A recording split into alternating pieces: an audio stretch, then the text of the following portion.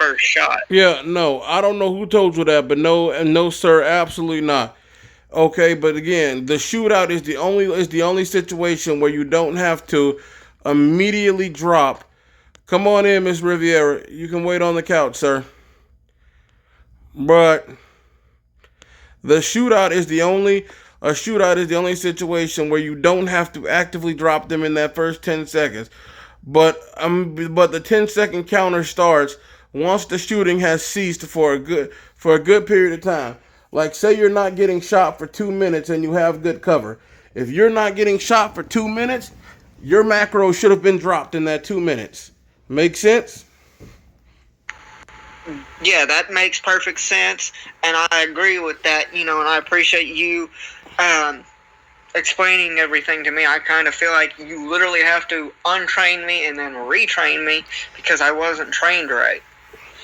Sir, that's literally what we are here for. I am a vested field training officer. I took the FTO test. This is my whole entire point. I promise you, you are not bothering me not one bit. I would rather sit down and do this properly than have a bunch of people out there making horrible arrests because nobody did shit right and they have no idea what to do, so they're just standing there. On floor one, confidence is king. You have to be confident in yourself and you have to be confident in what you're doing. You do not have time to stop and be like, oh, I don't know if this is right because I wasn't trained properly. Ask us questions. We are sitting there for a reason.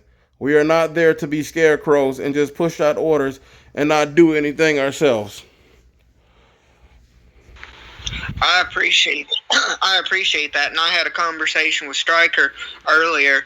That's why he made me a coach because I was like, look, a lot of things were not covered that I personally think should be covered for cadets and unbadged and stuff, like how complicated the macros are going to be. The training and all the stuff and how much time it takes to be a cop. All these things were never discussed to me or any of the other ones in my class.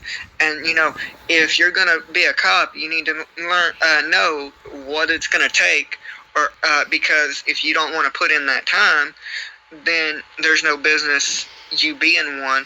And I don't want someone joining up thinking it's gonna be just easy and there's not going to be some hard stuff having to deal with. So I just told Stryker that, and he's like, look, I agree with you. And he was like, I'm one of those people that if I'm teaching a class at Ralph's office or something and I have my badged officers with me, I might yield the floor to them for a minute or two so they can give some insight on what's next for the cadets and stuff. And I was like, I appreciate it because there was a lot of stuff that was not covered or told that I personally think should have been. That's correct. Good job, sir. Now moving back on to the arrest and general procedure. There's another macro you have to drop after you've read them their rights. I want you to take a guess and take a good guess to what it is, and I want you to post which one you think it is, and then I'll tell you if you're correct or not.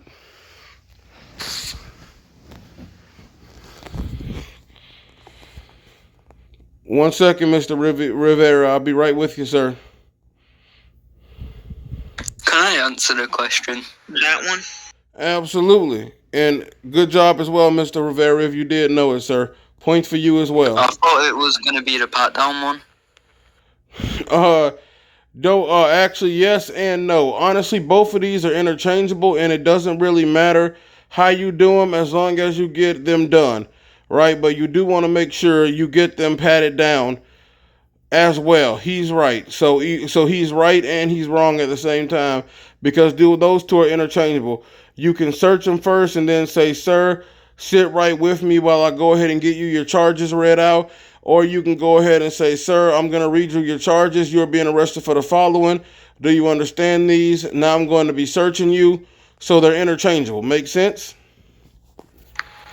Yeah, that makes sense. And I think personally, unless you tell me otherwise, I think I'd rather do the arresting for breaking the rules and tell them what they're being arrested for and then pat them down. Yeah, that works, whichever way you want to do it. And also, during the course of this, if you have any sort of questions, you If you have any question or you want me to repeat something so you can write it down, all you got to do is ask, and I'll go back over it. All right? That sounds great. Not, I have my body cam still rolling, so I'll go back over our conversation too as well. Well, that's fantastic. You always have your body cam rolling. That's rule number uno. When you're on first floor, if you wake up on floor 0 or floor 2, before you even press the elevator button to go to floor 1, that body cam is rolling. Before you exit this PD, that body cam is rolling. I don't care if you're working the front parking lot, that body cam needs to be rolling.